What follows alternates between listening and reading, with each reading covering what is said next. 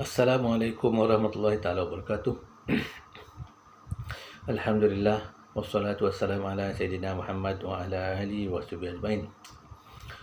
Rabbi shalli sadri wa yassir li amri wa hlul 'uqdatam min lisani yafqahu qawli. Allahumma aftah lana hikmah. Subhanaka la ilma lana illa ma 'allamtana innaka antal alimul hakim. Amma ba'du. Pertama-tama kali marilah kita bersyukur kehadrat Allah Subhanahu Wa Taala kerana dengan limpah kurnianya maka kita masih lagi hidup di dalam lingkungan iman, Islam dan ihsan. Dan tidak lupa marilah kita bersama-sama untuk sentiasa bertaubat kepada Allah Taala di atas apa juga kesalahan dan dosa yang telah kita lakukan di masa lalu, sama ada kita sadar ataupun tidak. Pada video yang lalu saya telah menyatakan secara ringkas tentang pentingnya ilmu tasawuf. Ilmu tasawuf itu satu elemen Islam yang penting. Dia berganding dengan ilmu usuluddin, ilmu fiqah. Dia berganding dengan akidah dan ibadah. Jadilah ia satu rangkaian ilmu Islam, iaitu akidah, ibadah dan akhlak. Seperti yang telah saya jelaskan secara ringkas di masa lalu, iaitu ilmu tasawuf adalah ilmu yang membicarakan tentang akhlak, iaitu membicarakan tentang sifat-sifat mazmumah seperti riak, takabur, hasad, dengki, cinta dunia, kikir dan sebagainya. Dan ia membicarakan tentang sifat-sifat mahmudah seperti redha, syukur, tawakal, pemurah, cinta akhirat, cinta Allah dan Rasul dan sebagainya. Maka cara hidup tasawuf iaitu cara hidup dengan mengamalkan sifat-sifat yang baik, yang mahmudah tadi, dan menyingkirkan ataupun tidak mengamalkan ataupun menolak sifat-sifat yang mazmumah seperti yang saya sebutkan tadi. Maka dengan arti kata yang lain, cara hidup tasawuf ataupun cara hidup sufi, iaitu golongan yang dinisbah kepada pengamal ilmu tasawuf, iaitu tidak lain dan tidak bukan, iaitu mengikut cara hidup yang diajarkan oleh Allah Ta'ala melalui Quran dan juga ditunjukkan oleh Nabi SAW melalui hadis dan sunnahnya. Namun begitu, tasawuf terus berkembang. Ia tidak statik. Bermula dari mengamalkan cara-cara hidup yang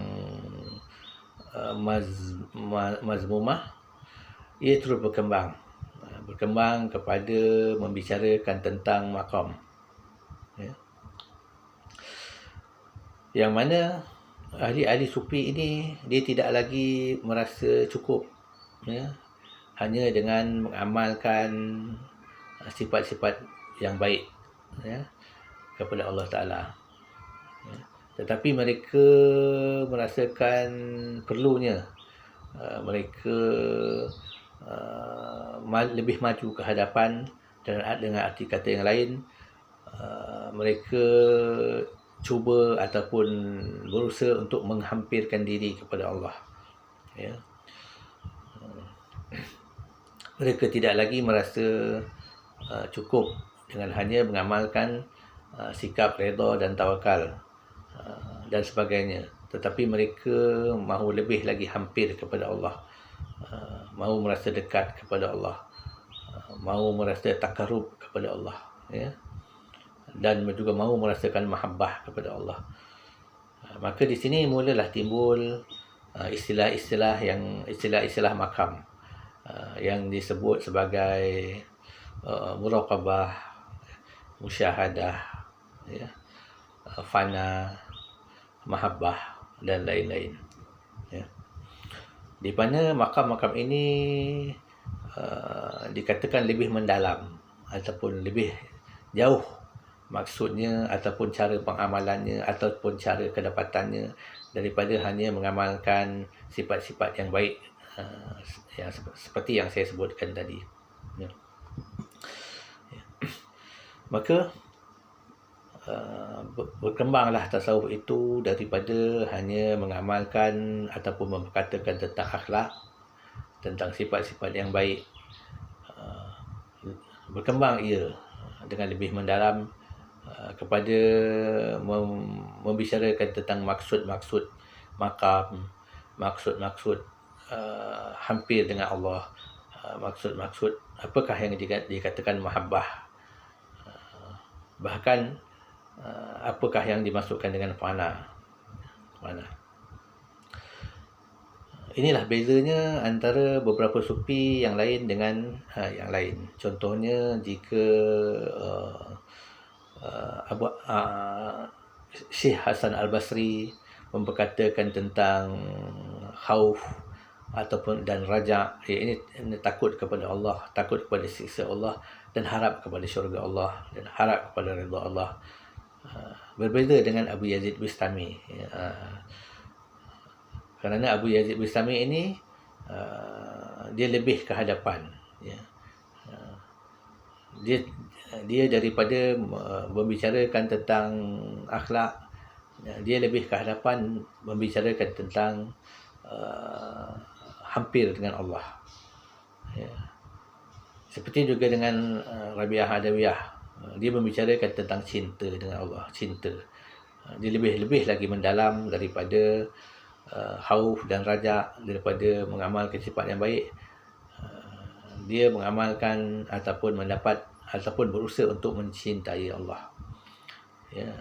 Demikian Abu Yazid Al-Bustami, dia membicarakan tentang hampir dengan Allah, sehingga kalam-kalamnya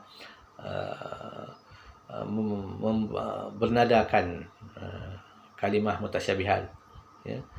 Seperti tiada aku melainkan Allah, contohnya, ya. Tiada dalam jubahku melainkan Allah, ya. Ia menunjukkan ia mengamalkan satu kaedah ataupun satu cara ataupun satu kedapatan yang menunjukkan untuk menghampirkan diri kepada Allah, untuk mahabbah dengan Allah, ya. Maka apabila ilmu tasawuf ini ataupun pengalaman tasawuf ini berkembang daripada mengamalkan sifat-sifat yang baik, berkembang ia menjadi membicarakan tentang makam, kedapatan ataupun mahabbah kepada Allah, maka dengan arti kata yang lain, tasawuf itu berubah daripada membicarakan sifat kebaikan kepada membicarakan tentang maqamah, ya. Dan seterusnya dia akan berkembang lagi, berkembang dan terus berkembang, kerana ilmu Islam ini dia tidak statik, ya, dia tidak jumud, dia tetap berkembang mengikut zaman.